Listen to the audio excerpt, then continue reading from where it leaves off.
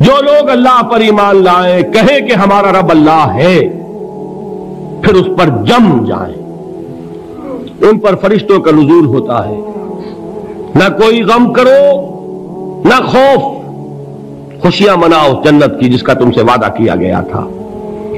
اللہ کی ربوبیت پر اطمینان جب انسان کو ہو جاتا، میرا رب اللہ ہے، ربی اللہ، انسان کے لیے نہ کوئی کھٹکا، نہ کوئی خطرہ، نہ کوئی خوف، نہ کوئی حزن۔ جو کچھ ہو رہا ہے کس کے اذن سے ہو رہا ہے؟ اللہ کے اذن سے۔ اللہ کے اذن کے بغیر پتا تک نہیں ہلتا۔ یہ کوئی اندھا بہرا مادہ نہیں ہے جس سے مجھے کوئی خوف ہو۔ اندھا بھینسا چلا آ رہا ہو اس سے تو ڈرنے کا ہر انسان کو ڈرنا چاہیے، نہ معلوم کس کو ٹکر مار دے، لیکن نہیں، اس کائنات کو چلانے والا ایک سمیع و بصیر خدا ہے۔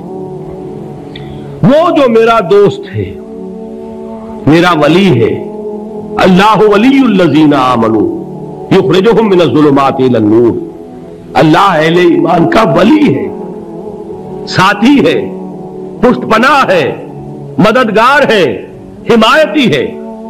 بتائیے جسے یقین ہو جائے کہ اللہ میرا مددگار، اللہ میرا محافظ، اللہ میرا پشت پناہ، اللہ میرا حمایتی، اس کے لیے کوئی خوف ہوگا؟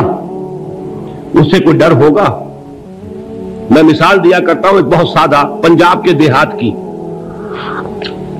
تو بڑا چودھری ہے اور کوئی غریب کسان ہے، اس غریب کسان کے جانوروں کو ہر وقت اندیشہ ہوگا چوری کا، کوئی میری بھینس کھول کر نہ لے جائے، کوئی میرا بیل کھول کر نہ لے جائے۔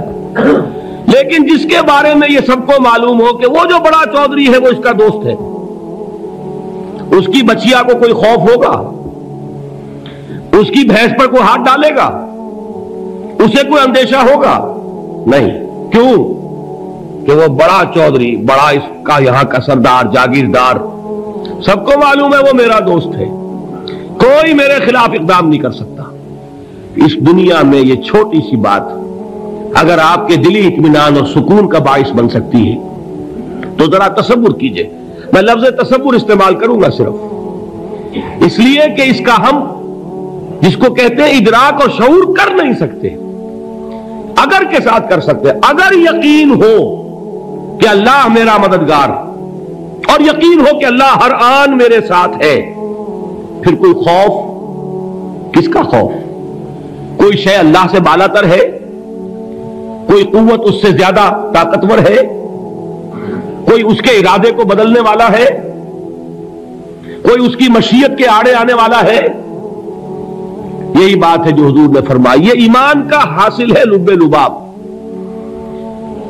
کہ دیکھو اچھی طرح اس بات کو ذہن نشین کر لو، اگر تمام انسان مل کر تمہیں کوئی نقصان پہنچانا چاہے نہیں پہنچا سکتے مگر جو کچھ اللہ نے لکھ دیا ہو، اور تمام انسان مل کر تمہیں کوئی نفع پہنچانا چاہے نہیں پہنچا سکتے مگر وہ شے جو اللہ نے طے کر دی ہو۔ آپ پھر میں کہوں گا ذرا طاری کیجئے، اسے فرض کیجئے، اسے سوچئے، اگر اس حدیث پر ہمارا دل ٹھکا ہوا ہو تو کسی سے ڈر ہوگا؟ یہ مجھے نقصان نہ پہنچا دے، یہ میری رپورٹ خراب نہ کر دے، یہ میری انکریمنٹ نہ رکوا دے، یہ میرا یہ نہ بگاڑ دے، یہ میرے یہ نقصان نہ پہنچا دے، اس کا ڈر، اس کا ڈر، اس کا خوف، اس کی خوشامد، اس کے لیے جا کر طرح طرح سے اپنی عزت نفس کو ذلیل کروانا اس کے سامنے۔ یہ سب کچھ کیوں کرتا ہے انسان؟ جب سمجھتا ہے کہ اس کے ہاتھ میں میرا کوئی نفع ہے، اس کے ہاتھ میں میرے لیے کوئی ضرر ہے، یہ مجھے کوئی گزن پہنچا سکتا ہے، یہ مجھے کوئی نقصان پہنچا سکتا ہے، یہ میرا کوئی کام بنا سکتا ہے، یہ میری کوئی ضرورت پوری کر سکتا ہے، اسی کا نام شرک ہے۔